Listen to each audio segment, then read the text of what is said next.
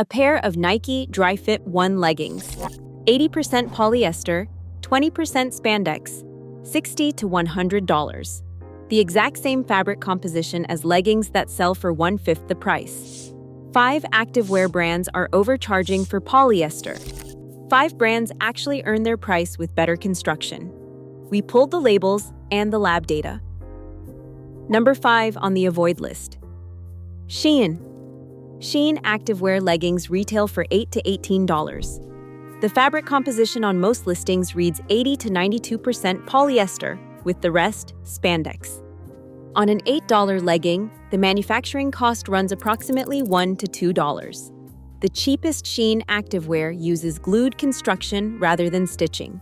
Even mid-range pieces rely on basic overlocked seams, instead of flatlock stitching that prevents chafing during a real workout. The construction is one concern. The chemistry is another. When Greenpeace Germany sent 56 Shein garments to an accredited lab in Bremen, 32% exceeded EU chemical safety limits. 7 products exceeded PFAS limits by up to 3,300 times the legal threshold. In early 2026, the Texas Attorney General filed suit citing elevated lead, PFAS, and phthalates in items marketed to children and pregnant women. Independent lab results and corporate press releases are telling very different stories. To their credit, the price point is genuinely accessible. But a $2 garment treated with unregulated chemicals and pressed against sweating skin for an hour is a calculation worth reconsidering. Shein is cheap and transparent about being cheap. Number 4 charges 5 to 10 times more for the same polyester, and it is the biggest athletic brand on the planet. Number 4. Nike. $50 billion in annual revenue. The most recognized athletic brand on the planet. Their best-selling women's legging, the Dry Fit 1, is 80% polyester and 20% spandex. That is the same polyester spandex base composition used by brands charging $12 to $20. The difference is that Nike charges $60 to $100. Dry Fit is Nike's proprietary moisture-wicking technology. The name sounds engineered. The fabric is polyester microfiber treated with a hydrophobic finish that moves sweat to the surface for evaporation. That treatment is not unique to Nike. Dozens of manufacturers apply identical moisture-wicking finishes to polyester fabric at a fraction of the cost. Nike's fiscal 2025 results tell the financial story. Revenue down 10% to $46.3 billion. Nike Direct down 14%. Nike Brand Digital down 21%. The company replaced CEO John Donahoe with retired veteran Elliott Hill in September 2024. Hill described the turnaround as the middle innings of a comeback. Good On You rates Nike as it is a start. Thing testing reviews flag inconsistent apparel quality, declining durability, and scratchy fabrics. Nike invests in marketing at a level that no activewear brand can match. Over $1.3 billion in demand creation expense in a single quarter. That marketing budget is built into every pair of leggings. When you pay $90 for a pair of Nike leggings, a significant portion of that price funds the next athlete endorsement, the next Super Bowl commercial, and the next billboard campaign. The polyester touching your skin does not know any of that happened. In our assessment, Nike makes genuinely innovative products in footwear and outerwear. Their air technology and flag knit construction in running shoes represent real engineering. The problem is specific to the women's activewear legging line. It is commodity polyester at a brand premium. At $60 to $100 for 80% polyester with a moisture-wicking finish that any manufacturer can apply, the buyer is paying for a swoosh, not for superior fabric. The leggings you grabbed at the Nike store because the brand felt like a safe choice. The ones that pilled after a month of yoga classes and lost their shape after a season of washing. That was not bad luck. That was polyester doing exactly what polyester does at any price point. The swoosh on the waistband does not change the chemistry of the fiber. Nike is the biggest brand on this avoid list. But the next one might be the most personal, because this brand did not just sell activewear to women. It started the entire movement. Number 3. Reebok. In 1982, Reebok released the Freestyle. It was the first athletic shoe designed specifically for women. The shoe ignited the aerobics craze. Jane Fonda's workout videos featured Reebok. The Step Reebok routine became a cultural phenomenon. By 1984, the Freestyle accounted for more than half of all Reebok sales. For an entire decade, Reebok was the brand that told women their fitness mattered. "Life is not a spectator sport" was not just a tagline, it was a promise. Then Adidas acquired Reebok in 2005 for $3.8 billion. Revenue went from $3.77 billion to $1.61 billion under Adidas ownership, a 57% decline over 15 years. In 2021, Adidas sold Reebok to Authentic Brands Group for $2.5 billion, $1.3 billion less than they paid. Authentic Brands Group, the same company that owns Nine West, Fry, Brooks Brothers, Forever 21, and Sperry. The same licensing operation we covered in our shoe video. ABG does not manufacture activewear. It licenses the Reebok name to third-party producers across the globe who manufacture at the lowest achievable cost while paying royalties on the brand.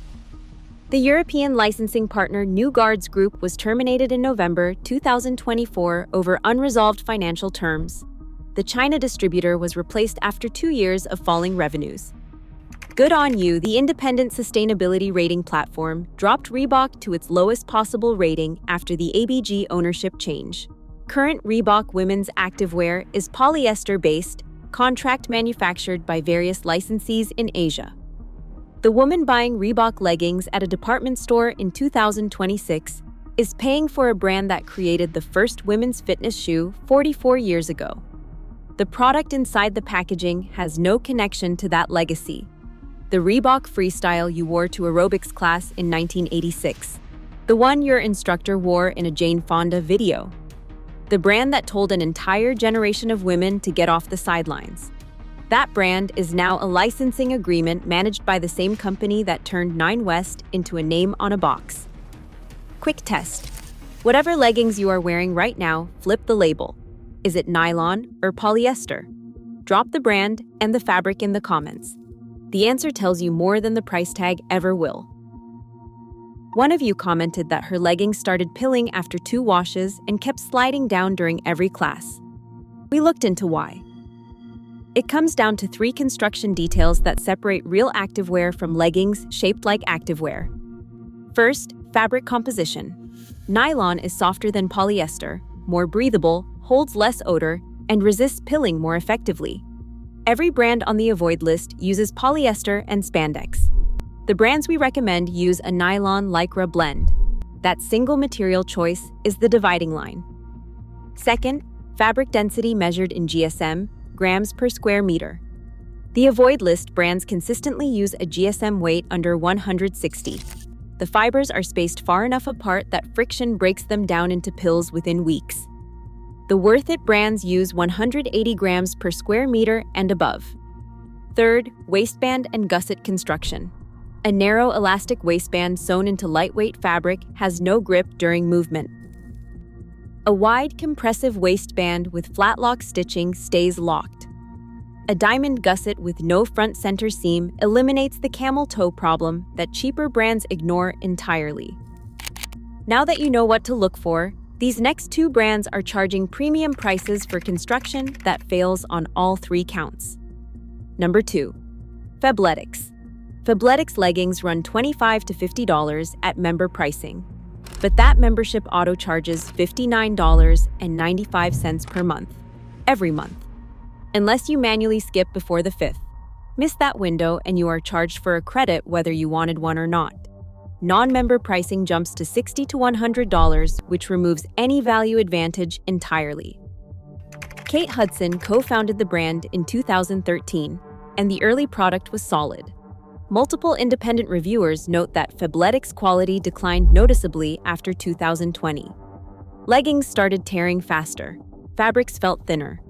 The proprietary Powerhold line still holds up well for high-impact training, but the rest of the range has drifted. Consumer reviews from 2026 flag inconsistent sizing, see-through fabric on lighter colors, and pilling after extended washing. The waistband on most non-power hold styles uses a thin elastic band rather than a wide compressive waistband, which means they roll and slide during squats and lunges.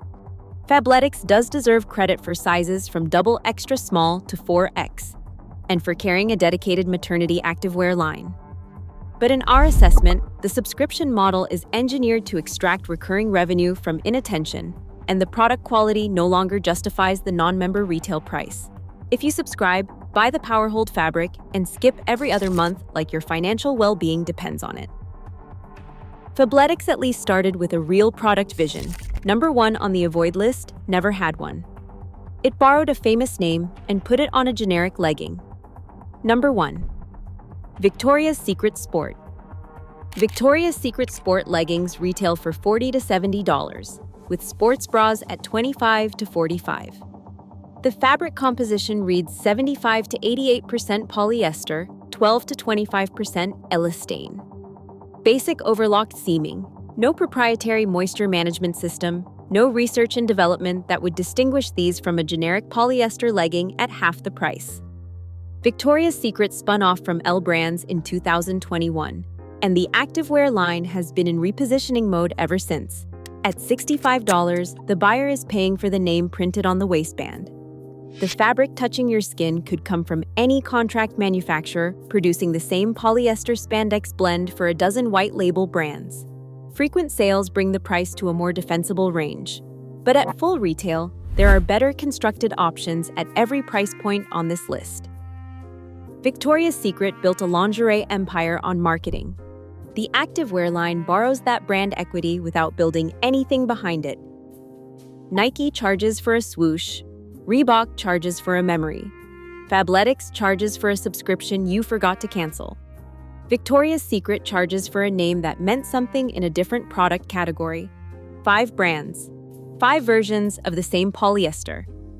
The only thing that changes between them is the logo on the waistband and the number on the receipt. If this breakdown is useful to you so far, subscribe. We rank the brands women actually wear every single week. Now the 5 that earned their price tag. Number 5 on the Worth It list, Girlfriend Collective. Founded in 2016 in Seattle. Roughly 25 recycled plastic bottles become a single pair of compressive leggings. The compression fit uses a wide waistband, and the leggings use a diamond gusset with no front seam. OEKO-TEX Standard 100 certified. SA 8000 certified factories, certified B Corp.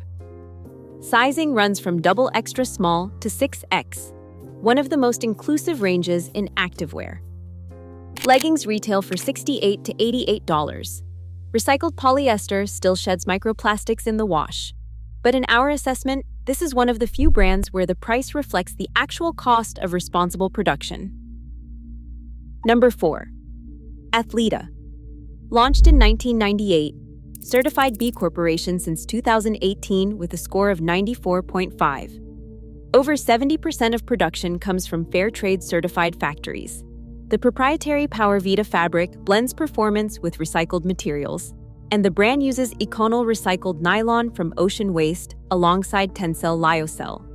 Their pre-loved resale program through ThreadUp has diverted over 525,000 items from landfill. Leggings run $89 to $119. The corporate parent is Gap Incorporated, which scored between 41 and 50% on the Fashion Transparency Index. The product is genuinely strong. The corporate family creates a credibility gap worth knowing about. Number 3. Vuori. Launched in 2013 from a garage in Encinitas, California. Annual revenue exceeds $150 million. The company uses Reprieve recycled polyester from over 15 million plastic bottles every year, Econol recycled nylon, and Tencel from sustainably sourced wood pulp. Fair trade certified Surooms. Climate neutral certified. Leggings and joggers retail from $84 to $98. Good on You rated Vuori as a starting point on sustainability. The size range is narrower than Girlfriend Collective or Athleta, but the fabric quality and fair trade manufacturing earn the price. Number 2. Lululemon. Whether you love the price tag or resent it, the fabric data is clear. Lululemon invests in proprietary fabric development at a level that most activewear companies do not match. The Align leggings use Nulu fabric, 81% nylon, and 19% lycra. The Wunder Train line uses Everlux, 77% nylon and 23% lycra, with a dual knit construction where the inner layer wicks sweat and the outer layer dries rapidly.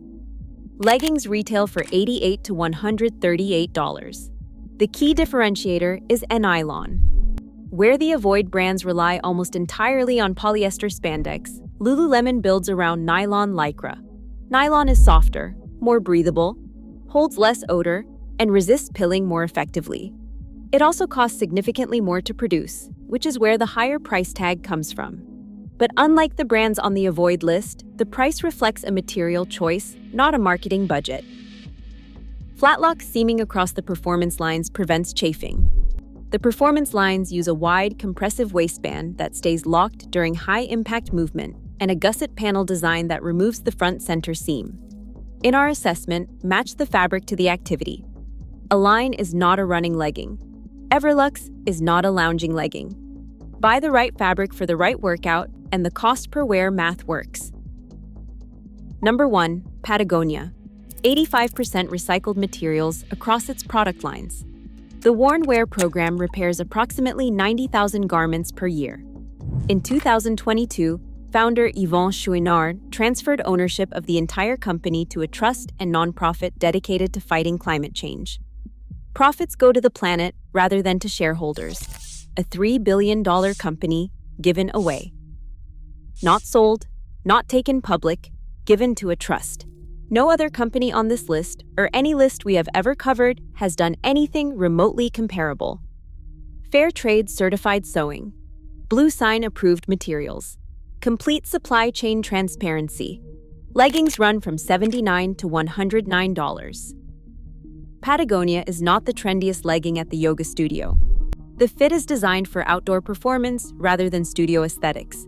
But if you want the legging that still fits and performs 2 years from now, and you want to know exactly who made it, Patagonia has been doing this longer and more transparently than anyone else. 5 brands overcharging for polyester. 5 brands earning their price with nylon, construction, and transparency. The pattern is the same one we see across every category we cover. The brands that spend the most on marketing spend the least on material. The brands that invest in the fabric let the product do the talking. The next time you pick up activewear, flip the label. If it reads 90% polyester from a brand with no published factory list, you have your answer. If it reads 77% nylon with OEKO-TEX certification and flatlock seaming, you have your answer too. A $90 nylon legging you wear 200 times costs 45 cents per wear. A $12 polyester legging that pills after 10 washes costs $1.20. The cheapest activewear you can buy is the pair that lasts. I follow the fabric, not the marketing. If you want to see which women's clothing brands have actually earned your trust in 2026, that video is on your screen now.